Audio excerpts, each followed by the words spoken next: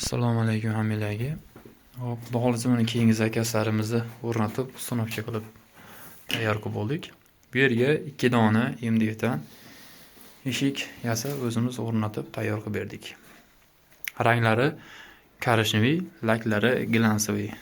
Jiltiroq laklarda akfasiga moslab qilib berdik. O'zimiz olib kelib o'rnatdik. Toychog'imiz.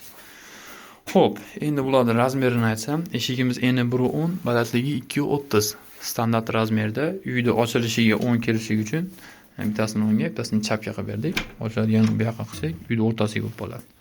Bu mana devor tomonligi uchun o'zimiz moslab, uni o'zim kelib o'lchab, o'lchablarning razmerlarini yozib, o'zim yasab berdim. Aynaklarimiz gulli solingan, zamoyda oldiga, tepasiga sidon.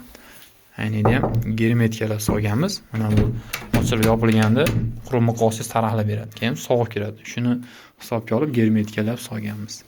Zamogimiz har doimdek millionli sinaqda zamog, bilasizlar. Hozir sizlarga orqa tomonni ham ko'rsatib tushuntirib beraman. Xo'p, chaspalarimiz ham mana oddiy bir qavat MDF qoqilmagan. Bu yerga 1 sm recha qatilib, orqasiga ustidan MDF qoqilgan. Mana eshik ochilib yopilib udor kelganda bu chiqib ketmasligi uchun orqasiga rekasini samareza qatirib, ustidan MDF qoqqanmiz. Tepada rekasi ham 4 ga 3,5 lik shunaqa samareza qatirilgan reka. Endi zakasi ham olgandan keyin shunaqa chiroyli yasaladi. Hozir ozgina chang, endi uстановкада hozir qo'l izlari bor, changlar bor. Artganda yana tiniq bo'lib qoladi. Bu eshigimiz mana orqa taraf. Orqa oldi eshigimiz bir xil bo'ladi. Mana akfasini rangiga moslab bering dedi.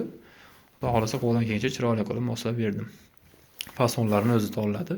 Ustonamizga kelib zakaz berib qilib berdik. Mana o'lchaganda penalarni ham katta kichik emasligi uchun mana bir xilda 1 yoki 1,5 sm atrofida pena ketadigan qilib chotki qilib o'zimiz o'lchab shunaqa qilib o'rnatamiz. O'rnatganda ham mana ham penalab, ham podveslab o'rnatamiz mana. Podvesni ham 4 ta podves qatirib chotki qilib o'rnatib berdik.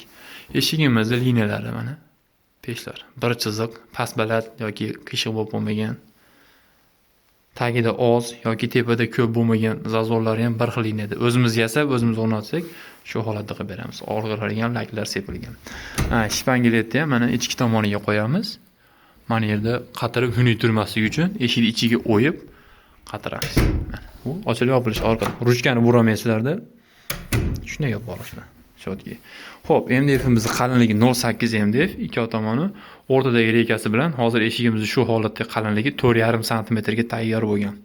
3.8 yoki 4 emas, 4.2 ham emas, 4,5 sm. Mana bu keyingi eshigimiz. Buni ham uyga o'sha ochilishi 10 kelishi uchun ichkari o'ng tomonga qilib berdik.